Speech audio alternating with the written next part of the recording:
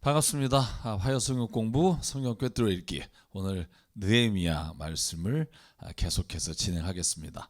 지난주에 느헤미야 9장 말씀 함께 나눈 거 기억하시나요?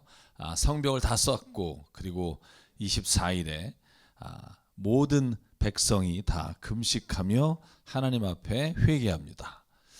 여러분 그때 이 자리에서 율법책을 들고 그리고 자기의 죄를 회개하면서 하나님 앞에 모든 하나님이 행하신 이스라엘 역사의 일들을 기억하고 고백하면서 하나님, 우리가 주님께 죄를 져서 우리의 조상들이 하나님의 말씀을 따르지 않아서 우리가 이방 민족에게 나라를 뺏기고 그리고 가장 비참한 말 바로 이 땅에서 우리가 종살이를 합니다.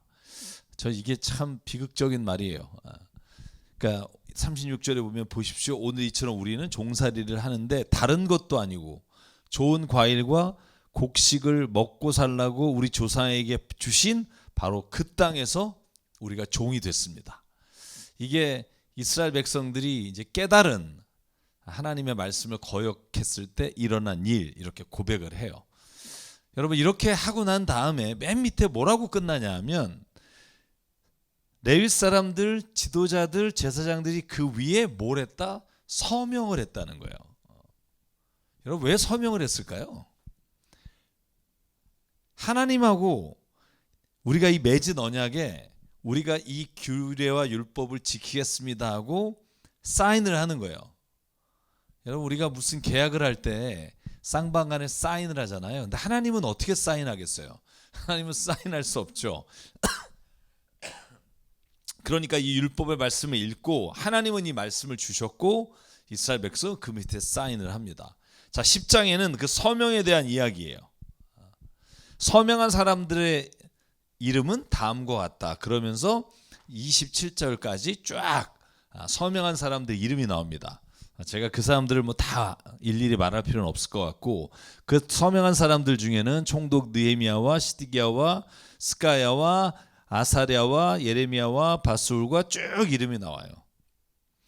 자, 그렇게 서명을 다 하고 난 다음에 28절 이 밖에 나머지 백성 곧 제사장과 레위 사람과 성전 문지기와 노래하는 사람과 성전 막일꾼과 주님의 율법을 따르려고 그 땅의 여러 백성과 인연을 끄는 모든 사람들과 그 아내들과 그대 아들 딸들과 알아들을 만한 지식이 있는 이들 모두가 귀족 지도자들과 함께 하나님의 종 모세가 전해준 하나님의 율법을 따르기로 약속하고 주 하나님의 모든 계명과 규례와 율례 복종하기로 하였으며 그것을 어기면 저주를 받아도 좋다고 다음과 같이 맹세하였다. 그래서 10장의 내용은 뭐냐 하면 이 서명을 하고 하나님 이런 일들을 지키겠습니다 하는 그 서약의 내용들이 이제 나옵니다. 자, 어떤 내용들이 있을까요? 한번 볼까요? 첫 번째, 우리는 딸을 이방 사람과 결혼시키지 않겠습니다. 뭐 아들은 당연한 거고 왜 그러면 딸을 이방 사람과 결혼시키지 않겠다고 했을까요? 자, 퀴즈예요. 뭐 상품도 없는. 왜 그랬을까요? 이스라엘은 누굴 따라가죠? 그죠? 자식이 유대인인지 아닌지는 아버지를 따라가지 않습니다. 엄마를 따라갑니다. 그렇기 때문에 그 이방 남자에게 결혼시키지 않겠다는 거예요. 자, 보시죠. 그래서 이 땅의 백성이 안식일에 두 번째요. 물건이나 곡식을 내다 팔더라도 안식일이나 성일에는 우리가 사지 않겠습니다. 쉽게 말하면 안식일을 지키겠습니다. 여러분 여태까지 안식일을 지킬 수가 없었겠죠. 이방 나라에 포로로 끌려갔다가 돌아왔잖아요. 그래서 이제 우리는 안식일을 지키겠습니다. 그리고 그 다음에 뭐예요? 6년 동안은 일하지만 안식년도 지키겠습니다. 그래서 원래 안식년의 의미가 뭐예요? 빚을 꿔준 사람에게 그 빚을 탕감해 주는 게 안식년에 포함이 돼요. 그러니까 땅으로 하면 땅이 다시 회복되는 시간이 안식년이고 이스라엘 사람들이 관의 그 돈의 문제로 한다면 안식년에는 자기가 담보로 잡았더라도 돌려주는 거예요. 자, 한번 볼까요? 7해에는 땅을 쉬게 하고 6년이 지난 빚은 모두 없애준다. 여러분 6년이 지났는데 열심히 일했는데도 못 갚은다. 그러면 너 그냥 그거 못 갚는 거야. 그리고는 빚을 탕감해 주는 거야. 은행이 이렇게만 하면 얼마나 좋을까. 6년 지나고 빚을 탕감해 준다. 그죠? 근데 여러분 여기에 뭐가 없어요? 희년이 없어요. 그죠? 희년. 희년은 한 번도 지켜진 적이 없습니다. 참. 희년은 뭐예요? 자, 그러면 안식년은 땅을 쉬게 하고 이자를 안 받고 빚을 탕감해 주는 거예요. 자, 그럼 희년엔 뭐 하는 거죠? 희년엔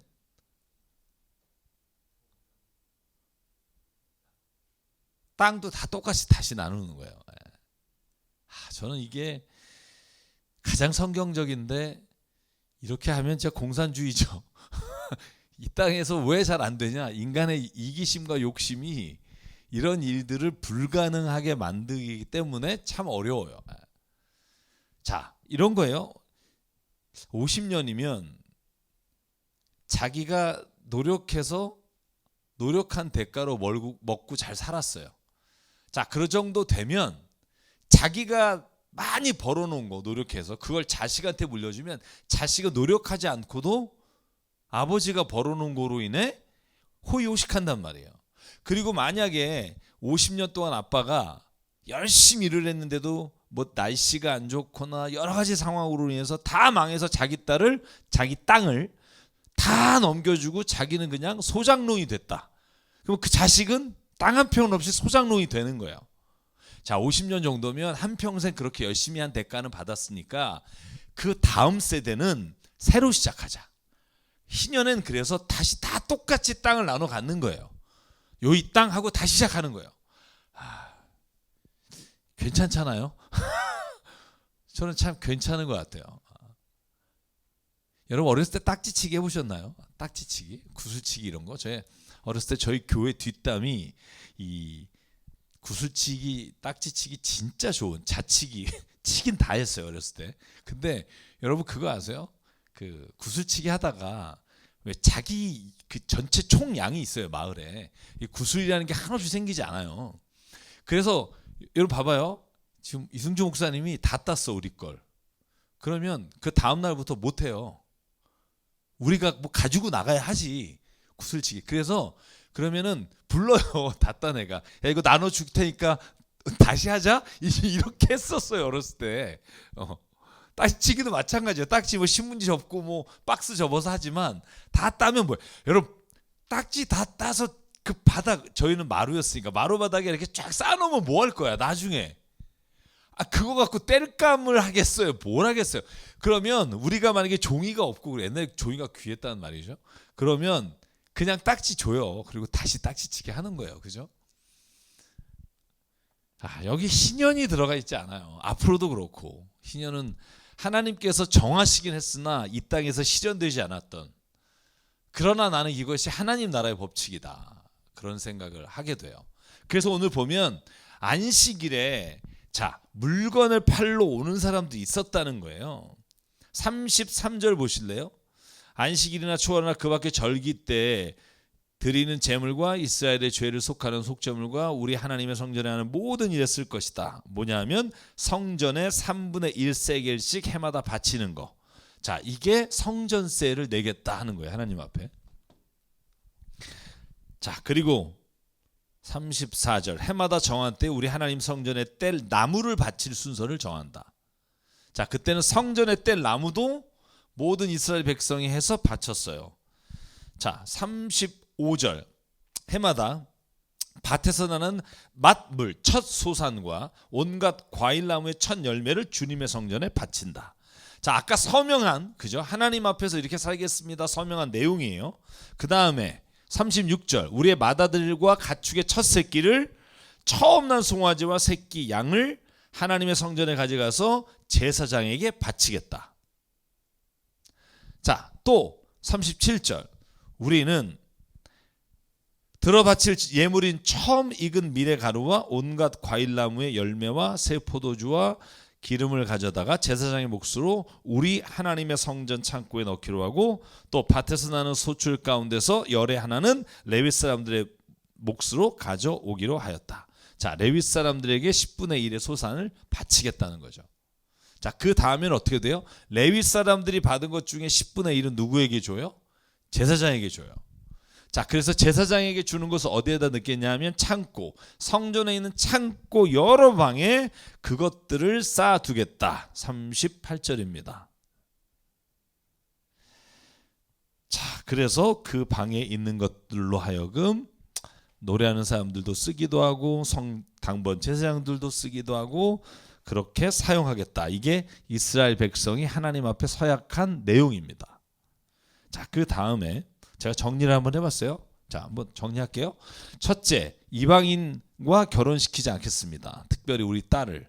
두 번째, 안식일을 거룩하게 지키겠습니다. 세 번째, 안식년을 지키고 빚을 탕감해 주겠습니다. 네 번째, 성전세를 해마다 3분의 1세 개씩 내겠습니다. 다섯 번째, 온갖 첫 열매는 주님께 바치겠습니다. 여섯 번째, 첫 새끼 첫 소산을 제사장께 바치겠습니다. 일곱째, 소출 가운데 열의 하나를 레위 사람의 몫으로 가져오겠습니다. 여덟 번째, 레위 지파가 받은 열의 하나를 제사장 몫으로 창고에 넣어두겠다. 자, 이게 느헤미야 10장에서 말하고 있는 서약의 내용이다. 여러분, 이거 사실 우리도 뭐 이 말씀대로 살려고 하죠. 자, 그런데 11장으로 넘어가면 어떤 내용이 나오냐면 이제 예루살렘에 살게 된 사람들의 이름도 나오고 그리고 예루살렘 성벽을 쌓았으니까 여러분 성벽 쌓기 전에는 안과 밖의 구분이 없지만 성벽을 쌓으면 안과 밖의 구분이 있잖아요. 그러니까 성전 안에는 10분의 1 정도만 거주하고 성전 밖에 10분의 9가 거주하게 됐어요. 자, 그래서 10분의 1은 거룩한 성 예루살렘 안에 살게 되는데 그 사람들의 이름이 밑에 나와요. 3절에 보면 예루살렘에 자리 잡은 지도자들의 이름은 다음과 같다.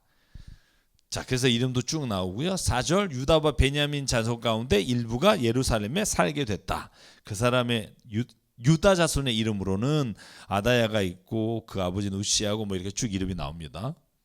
자, 다 살 수는 없죠, 예루살렘 성전 안에.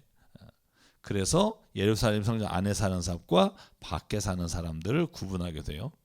그리고 6절부터는 예루살렘에 자리 잡은 베레스의 자손은 모두 468명이다. 굉장히 많죠. 그리고 갑배와 살레를 비롯해서 928명이다. 그리고 레위 사람들은 284명이다. 19절, 성전 문지기 친족들이 모두 172명이다. 그리고 나머지는 이스라엘 백성과 제사장, 레위 지파 각 물려받은 땅에 살게 됐다. 자, 여러분, 그래서 이 예루살렘 성벽을 쌓은 이후에 예루살렘 성전 안에 사는 사람들 그 이름들과 그 숫자가 기록된 게 11장이에요. 자, 오늘 느헤미야 13장까지 오늘 다 마칠 수 있습니다. 자, 그래서 예루살렘 마지막으로 예루살렘에 거주한 지역의 이름들이에요. 자, 유다는 어디에 머물렀고 베냐민은 어디에 머물렀고 또 레위 사람들 가운데 일부는 베냐민의 자리에 가서도 같이 머무르게 됐다. 자, 그래서 여기까지는 좀 이해하기가 어렵지 않아서 이렇게 넘어갈게요. 자, 그리고 12장에 드디어 성전 봉헌식을 합니다. 근데 특별히 성벽이에요. 그렇죠? 성벽을 다 쌓죠. 문도 쌓고. 성벽을 쌓아야 문도 쌓고 또 뭘 세우죠? 망대를 세우죠. 그러니까 성벽은요, 그냥 벽만 쌓은 게 아니라 벽에 문도 다시 세우고 망대를 세워서 적군이 침입하는지도 보는 거. 이게 성벽을 쌓았다고 우리가 말해요. 자, 그러면 성벽 봉헌식을 어떻게 했느냐? 자, 거기에는 스룹바벨과 예수아를 따라서 온 사람들 이름이 먼저 나와요. 쭉 25절인가까지 쭉 나옵니다. 근데 그걸 다시 우리가 쓸 필요가 없죠. 그죠? 스룹바벨은 뭐 언제 사람이에요? 뭐 BC 538년에 돌아온 사람들 이름이니까 앞에 우리가 한번 달았고. 자, 그리고 나서 27절부터 보죠. 예루살렘 성벽이 완성됐어요. 그리고 봉헌식을 했어요. 자, 그런데 사람들은 곳곳에서 레위 사람들을 찾아내어 예루살렘으로 데려왔다. 자, 요건 좀 이따가 설명할 거예요. 왜 찾아왔는지. 자, 감사의 찬송을 불렀어요. 심벌즈를 치고 검은과 수금을 타고 즐겁게 봉헌식을 하기 위해서 레위 지파 사람들을 찾아온 거예요. 자, 2에 28절 노래하는 사람들이 예루살렘 주변 여러 마을 곧 여기서 모였고, 자, 노래하는 사람들이 이렇게 많이 모인 이유는 성벽 봉헌식은 찬양의 축제였어요. 여러분 뒤에를 보면 찬양대를 둘로 나눠서 가요. 자, 제가 이거 어디서 출발해서 어떻게 됐는지 이거 하는데 꽤 시간이 걸렸는데, 자, 어떻게 진행을 하냐 하면 두 팀으로 딱 나눠서 성벽 전체를 한 바퀴씩 돌아요. 자, 이따가 말하겠지만 에스라를 중심으로 해서 한 팀, 느헤미야를 중심으로 해서 한 팀인 것 같아요. 그래서 에스라를 중심으로 해서 도는 팀과 느헤미야를 중심으로 같이 도는 팀이 만나요, 끝에서. 자, 그걸 한번 볼까요? 굉장히 드라마틱합니다. 이거 가만히 대충 보면 잘 모르겠는데 자세히 한번 이렇게 보면 되게 재밌는 장면이에요. 너무 멋있는 장면이기도 하고. 자, 이렇게 노래하는 사람들 다 모았죠. 그 다음에 어떻게 되느냐? 두 팀으로 나눠요. 자, 제가 찬양대라고 했는데 두 진영이라고 해도 좋고요. 자, 31절 볼까요? 유다 지도자들을 성벽 위로 올라가게 했어요. 자, 성벽 위는 걸을 수 있을까요, 없을까요? 걸을 수 있겠죠. 여러분 왜 그 조선 시대 전쟁을 봐도 성벽에 다 이렇게 지키고 있잖아요. 이렇게. 자, 잘 보시면 한 찬양대는 이렇게 되어 있어요. 자, 온 이스라엘 백성이니까 찬양대라고 표현하는 거예요. 하나님 앞에 노래를 부르고 심벌즈를 치고 검은고를 치고 그러면서 한쪽 찬양대는 누가 몰았느냐? 서기관 에스라가 그 행렬을 이끌었다. 이렇게 돼 있어요. 자, 에스라가 행렬을 이끌었어요. 그런데 어디로부터 출발해요? 거름문, 분문이죠. 그 똥문이라고도 하고 거름문 쪽을 보고 성곽 위를 행하게 했어요. 자, 그리고 어디로 가냐 하면 샘문을 지나서 그 다음에 수문에 이르러요. 자, 잘 보셔야 돼요. 이제 기억하십시오. 여러분 뭐 다 못 외우시니까 뭐 저도 다 외우지는 못해요. 자, 어쨌든 기억해야 될 것. 자, 맨 처음에 분문 쪽을 보면서 그리고 분문에서 샘문으로 가서 샘문에서 수문으로 돌아요. 자, 이따가 지도 보여드릴게요. 그러면 어떻게 도는지 느낌이 올 거예요. 그 다음에 다른 팀은 느헤미야가 가요. 다른 찬양대는 반대쪽으로 행진을 하게 한다. 나는 백성의 절반과 더불어 그 뒤를 따라 성벽을 돌았다. 자, 그렇죠? 에스라가 한 팀, 느헤미야가 한 팀. 자, 성벽을 도는 거예요. 이 행렬은 어디로 갔느냐? 풀무망대를 지나서 에브라임 문을 지나서 그리고 옛문과 물고기문, 하나넬 망대, 함메야 망대를 지나서 양문까지 이르러요. 자, 이렇게 설명하면 뭔지 모르니까 지도를 볼게요. 자, 보실래요? 여기가 지금 처음에 분문이란 이름이 나오잖아요. 에스라가 이끌고 가는 팀. 자, 그럼 이런 질문이 생겨요.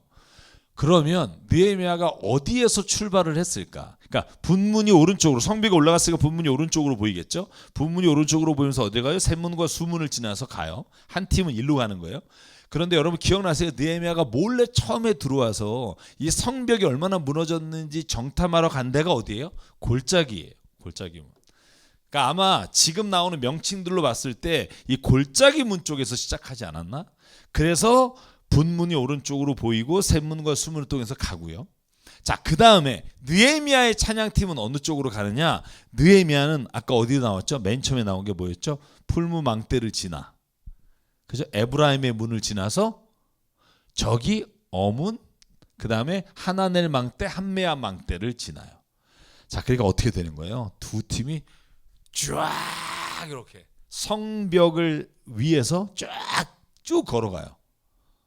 그리고는 어디서 만나요? 양문에서 들어가 성전에 이르게 돼요. 자, 대충 이해가 가시나요? 이제 이 장면이, 그죠? 글로만 보면 저도 도통 이해가 안 가서 그림으로 이렇게 비교해 보니까 이렇게 됐겠구나, 이걸 좀 알 수 있을 것 같아요. 자, 여러분 한번 한번 광경을 떠올려 보십시오. 그 성벽이 완성되고 모든 이스라엘 백성들이 양쪽으로 나눠서 마치 여리고성은 그냥 밑을 돌았지만, 그죠? 이 예루살렘 성벽을 쫙 좌우로 돌아서 그리고는 양문에 이르러. 이제 거기서부터 볼게요. 자, 39절 한번 더 볼게요.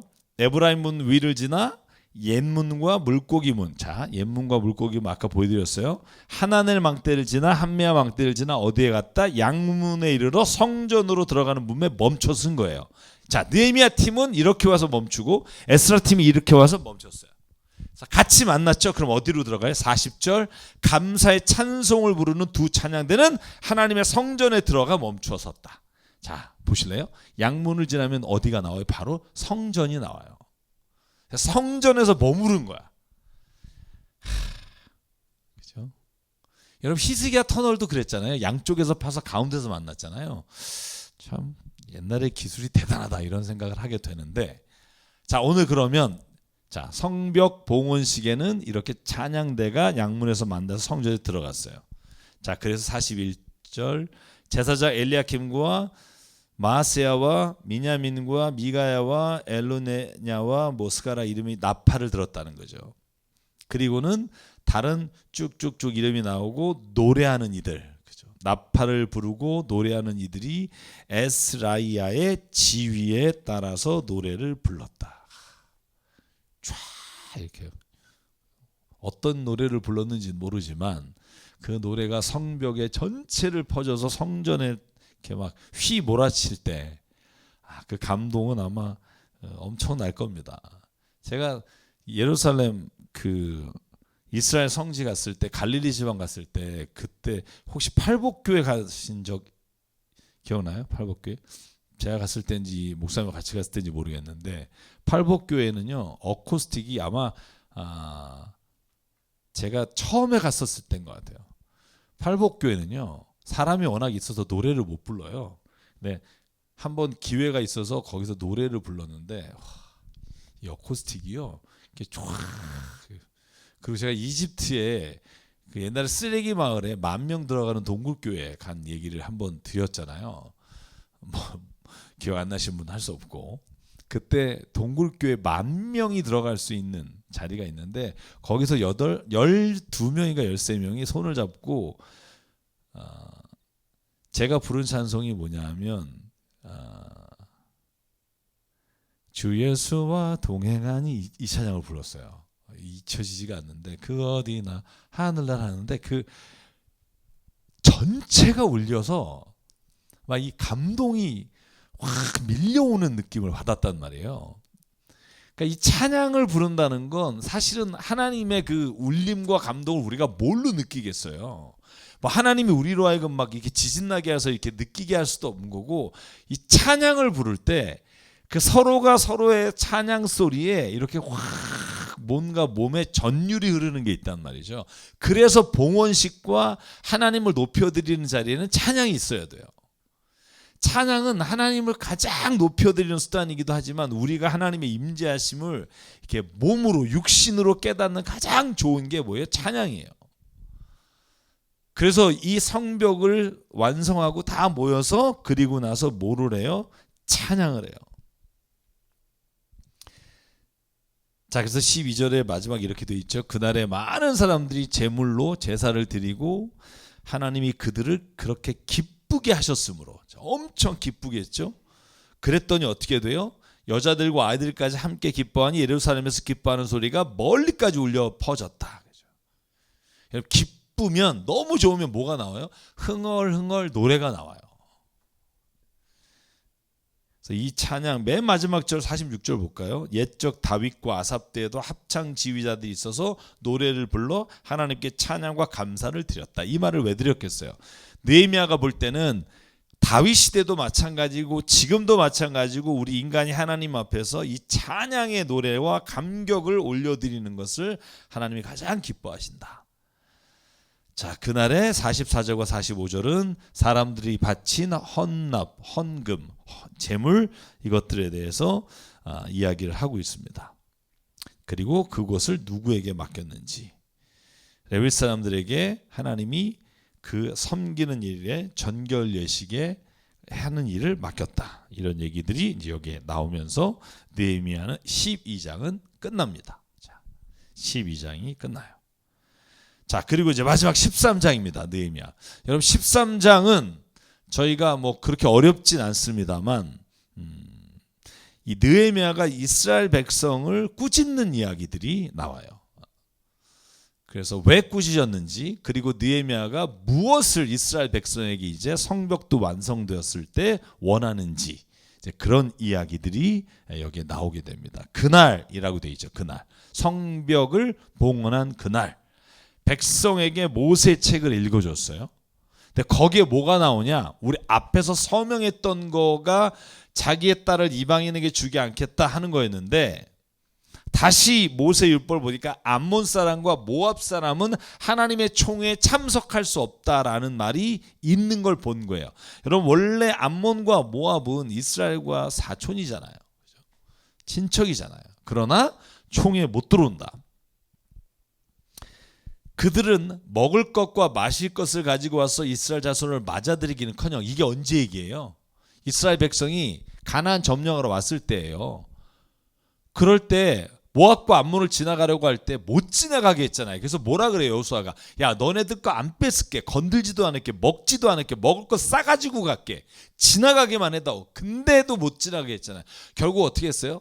발락 왕이 발람을 불러서 이스라엘을 저주하게 시켰잖아요. 그 이야기가 이거예요. 자, 발람에게 뇌물을 주어 우리를 저주하게 하도록 했다. 암몬과 모압이. 그러니까 총에 드릴 수 없다라고 성경에 써 있다는 거예요. 그러나 우리 하나님은 그 저주를 바꾸어 복이 되게 하셨다. 자, 이게 느헤미야가 이제 이스라엘 백성에게 하는 말이에요. 그러므로 어떻게 해야 되느냐? 이방 무리를 이스라엘 가운데 분리시켜야 된다. 이게 첫 번째로 느헤미야가 이스라엘 백성을 향해서 책망하는 거예요. 왜? 이미 그렇게 사는 사람이 너무 많았다는 거예요. 그 다음 절 보실래요? 그러면 이 일이 있기 전에 어떤 일이 있었느냐? 자, 이거 중요합니다. 제사장인데 엘리야십이라는 제사장이 있어요. 제사장이 많으니까. 엘리야십이 있는데 이 엘리야십이 세상에 성전 안에 도비야라고 하는, 도비야가 누구예요? 성벽 쌓고 성전을 짓는 걸 반대했던 산발닷 도비야. 이 도비야에게 성전에 방을 하나 준 거예요. 왜 줬을까요? 근데 그 방이 어떤 방이에요? 하나님께 물건 드린 거, 하나님께 봉헌한 걸 쌓아두는 방이에요. 자, 도비야에게 큰 방을 줬어요. 자, 그 방이 어떤 곡이시냐? 처음부터 곡식, 재물, 유황, 그리고 그릇, 레위 사람들, 노래하는 사람, 성적 문지기 11조 걷어들인 것 두는 곳, 이 포도주 제사장의 몫으로 바친 모든 것을 두는 방에 도비야가 있는 거예요. 미친 거죠. 이건 제정신이 아닌 거예요. 왜 그랬다? 여러분 28절인가요? 38절인가 한번 볼게요.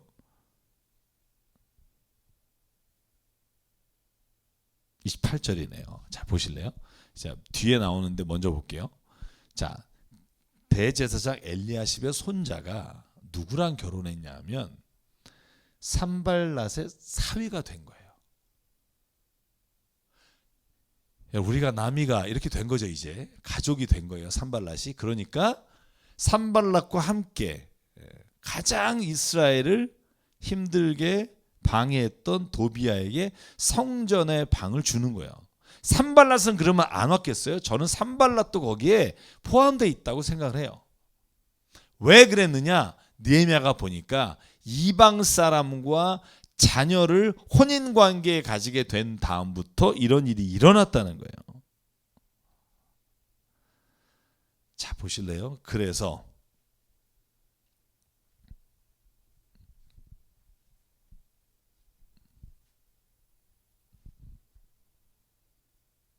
맨 처음으로 다시 갈게요.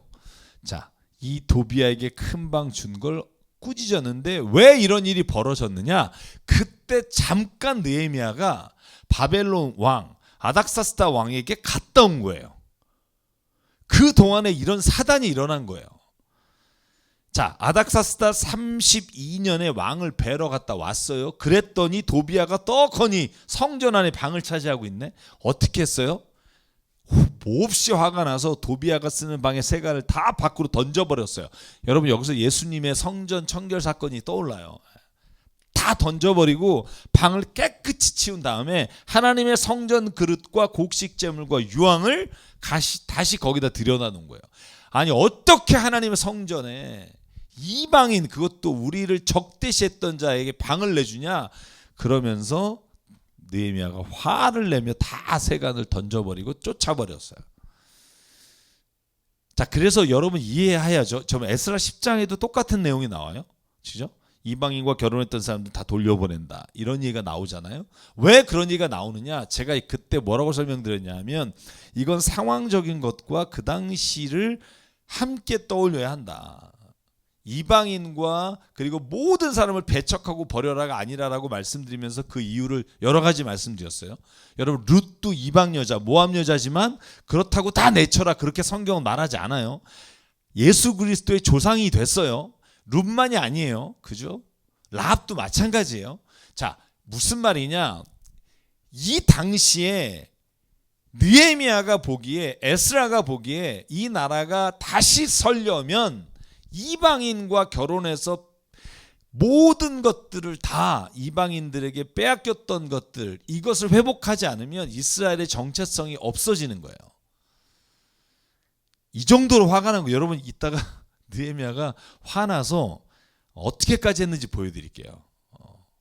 저도 그거 읽으면서 나도 한번 해볼까 이런 생각했는데, 여러분 아마 읽으시면 저 목사가 왜 저러지? 막 이럴 일을 해요, 느헤미야가. 자, 어떤 일 하나 볼까요? 자, 보시죠. 또 내가 봤더니 레위 사람들이 그동안 10분의 1을 못 받은 거야. 그래서 다 떠났어요. 자기 일을 버리고 저마다 밭에 가서 일하고 있는 거야. 그 갔다 왔더니 바벨로니아에. 그래서 어떻게 했어요? 나는 어쩌자고 하나님의 성전을 이렇게 내버려 두냐 하고 레위 사람들 다시 불러 모아서 일을 맡겨요. 11절, 그랬더니 온 유다 사람들이 곡식과 새 포도주와 기름의 11조를 가지고 와서 창고에 들여다 놔요. 13절, 나는 셀레마 제사장과 이런 사람들을 창고 제사장으로 채소로 삼고, 그리고 손자이며 사꾸리 아들이 하나를 버금 책임자로 삼았다. 전 이 버금이란 단어가 뭔지를 진짜 막 찾아봤는데 한국말이더라고요. 이게 무슨 뜻인지 아세요 혹시?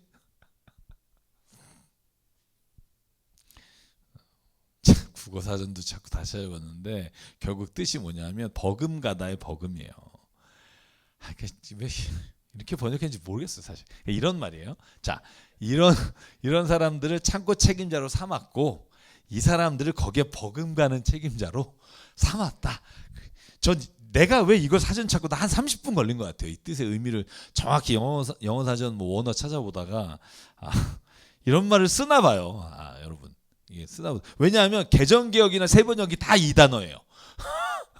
다르면 구분을 했을 텐데, 그래서 이게 도대체 무슨 말인지 요즘 이 말을 쓰는지 모르겠어요. 어쨌든 거기에 버금가는 책임자다. 그래서 제가 여기다 빨간색을 했어요. 자, 모두 정직하다고 생각하는 사람이고 골고루 일을 잘 나누었다. 요까지가 이제 아름다운 얘기가 조금 나왔죠. 그리고 나서 안식일을 범하는 자를 느헤미야가 꾸짖는 거예요. 자, 안식일에 물건을 팔아요. 왜? 이방인들이 와서 두로 사람과 시돈 사람이 물건을 파는 거예요. 그러니까 그걸 또 사네.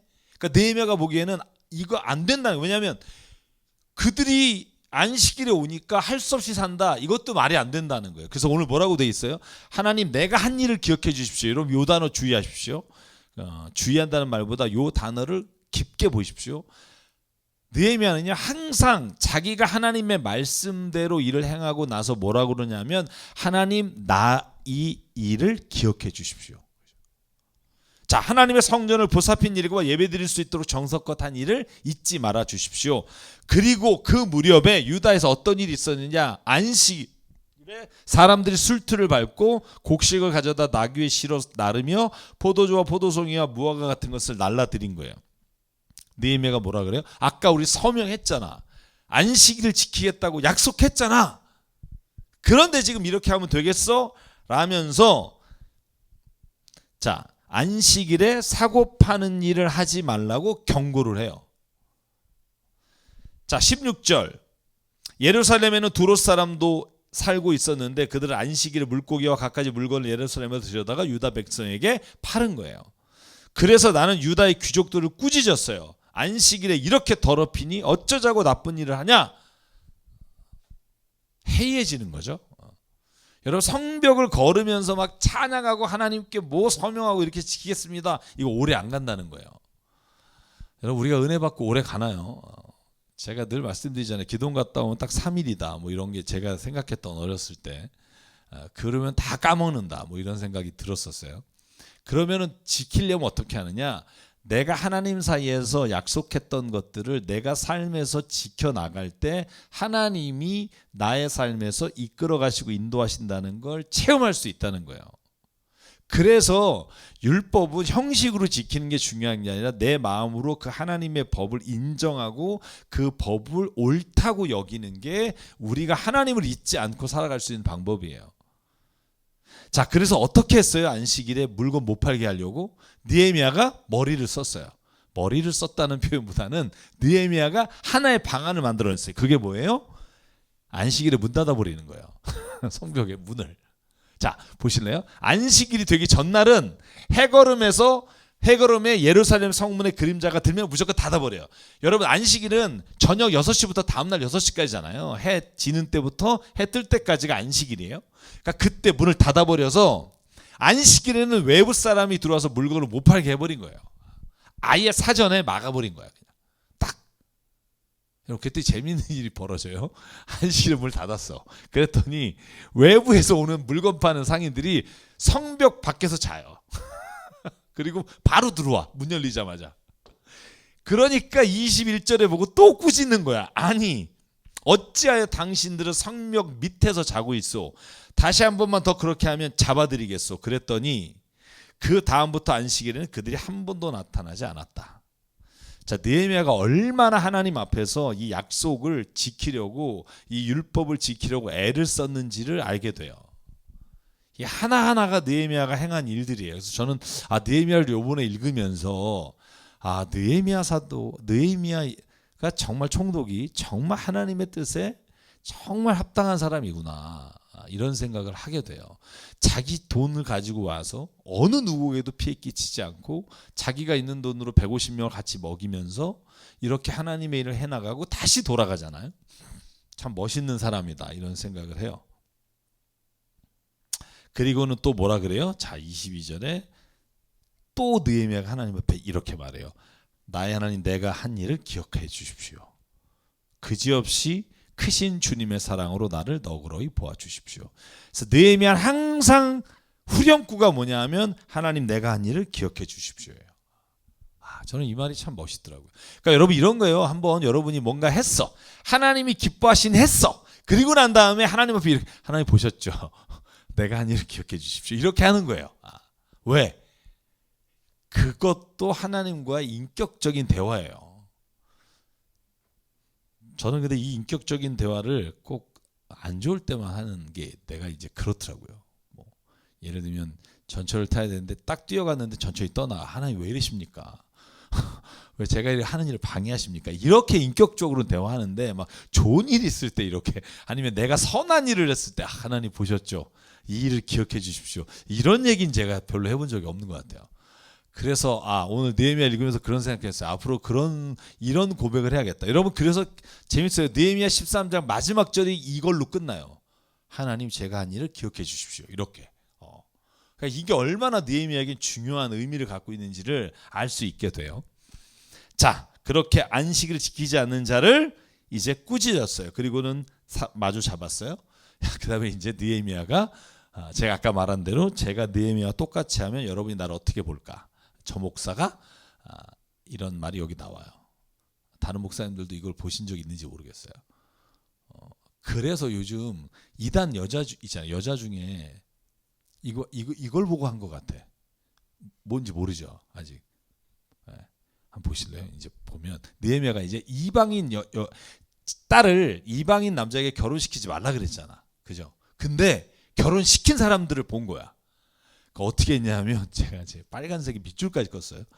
나는 그 아버지들을 나무라고 저주받을 것이라고 하면서 야단치고 몇몇을 때리고 머리털을 뽑기도 했다.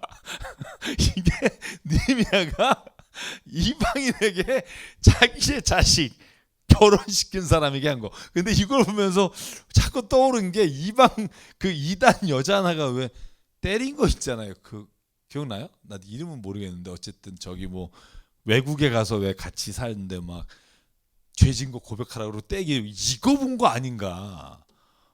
야단치고 나무라고 그리고는 때리고 머리털을 뽑았다. 이 열을 머리털은 쉽지 않습니다. 이 뽑는 게 이 웬만한 야. 근데 뭘 말하려고 하는 건지 알겠죠. 느헤미야는요 이걸 안 지키면 이스라엘이 또 그런 포로와 같은 일을 당하게 된다는 거예요. 여러분 그 이유를 어디서 봐요? 느헤미야가 설명을 해요. 솔로몬 왕이 이렇게 시작해요. 자 보십시오. 26절 이스라엘의 솔로몬이 지은 죄 그게 뭡니까? 바로 이방 여자와 결혼한 일이 아니요 어느 민족에도 그만한 왕이 없었습니다. 굉장히 훌륭한 왕입니다. 그는 하나님의 사랑을 한 번에 받았고 하나님은 그를 온 이스라엘의 왕으로 삼으셨습니다. 그런데 그 죄 때문으로 인해 이방 아내들 때문에 우리가 지금 이와 같은 일들이 우리 땅에 일어났다는 걸 잊지 마십시오. 여러분 제가 아까 농담처럼 말했지만 25절 지금 하면 안 됩니다. 지금 어느 시대인데 지금 여러분 항상 하나님의 말씀도요 그 사람이 살아가는 문화적, 시대적, 상황적인 제한이 있습니다. 이건 분명히 알아야만 해요. 그게 무슨 말이냐면 하나님의 율법 자체, 하나님이 주신 말씀이 권위가 없거나 그 말씀을 안 지켜도 된다는 게 아니라 그 말씀을 적용하는 장소, 시대, 문화에 따라서 그 율법의 색깔과 그리고 그걸 적용하는 데 있어서 우리가 항상 그 문화 안에서 존중해야 될 것들을 지켜야 된다는 거예요. 여러분 요즘 만약에 제가 뭐 진짜 뭐 말 안 된다고 성도들 때리고 막 머리 뽑고 그러면 감옥 가요. 이건 이 당시에도 사실은 이렇게 나오는 이런 이야기가 별로 없어요. 거의 없어요. 어디 누가 때린다는 말이 어디 있어요. 제가 늘 말하죠. 이 상황을 이해해야 돼요. 자기가 바벨론 왕 아닥사스 32년에 갔다가 왔더니 그 불과 얼마 안 되는 사이에 다 무너진 거예요. 안식일도 무너지고 이방인들하고도 무너지고 서명하고 하나님께 이렇게 하겠다고 찬양했던 그게 얼마 지나지도 않았는데 그러니까 느헤미야는 이렇게 설득하는 거예요. 이스라엘의 솔로몬은 얼마나 위대한 왕이냐. 하나님도 그를 얼마나 사랑했니. 그런데 왜 우리가 이렇게 됐니? 솔로몬이 이방 사람들, 이방과 결혼함으로 말미암아 이런 일이 왔다는 거죠. 자, 오늘 여기까지 우리 말씀을 볼게요. 요게 자 31점 한번 하고 확인하고 마칠게요. 또 사람들에게 때를 정하여 주어서 제단에서 쓸 장작과 처음 거둔 소산을 바치게 하였다. 나의 하나님 나를 기억하여 주시고 복을 내려 주십시오. 이 기억하여 주시고란 말. 그 다음에 여러분 아까 말씀드린 대로 28절 대제사장의 엘리야십의 손자가 산발랏 사위가 됐고 그래서 도비야가 성전 안에 들어온 일도 이루어졌고 그때 29절 느헤미야가 이렇게 또 기도해요. 나의 하나님 그들을 잊지 마십시오. 그들은 제사장직을 더럽히고 제사장과 레위 사람의 언약을 저버린 사람입니다. 그래서 느헤미야는요 항상 자기가 어떤 일을 행하고 나서 이 일을 하나님 앞에 진짜 하나님이 정말 이 일을 기뻐하시고 좋아하신다면 하나님 기억해 주십시오. 그리고 만약에 하나님의 악한 일, 하나님의 대적하는 일을 한 사람들이 그 행위를 하나님 기억하시고 잊지 말아 주십시오. 왜? 우리가 또한 그 일을 행하지 않으므로 하나님 앞에서 신실하게 살아가는 자가 되길 원한다는 그 마음으로 하나님 앞에 이렇게 기도했다는 거죠. 자, 그래서 오늘 느헤미야가 드디어 끝났나요? 이제 에스더만 하면 역사서가 끝납니다. 그 다음에 저희가 성문서로 들어가게 되는데 성문서는 지금 고민 중에 있습니다.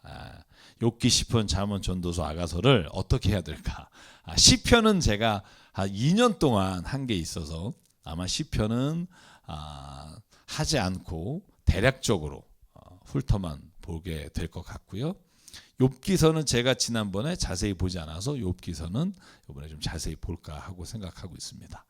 자, 그래서 오늘 느헤미야를 마치면서 여러분, 저와 여러분의 삶에 하나님과 약속했던 것들 다시 한번 기억하고 그 약속했던 것들을 오늘도 기억해 주십시오. 그리고 내가 기억하면서 살아가는 한 주간 되시기 바랍니다.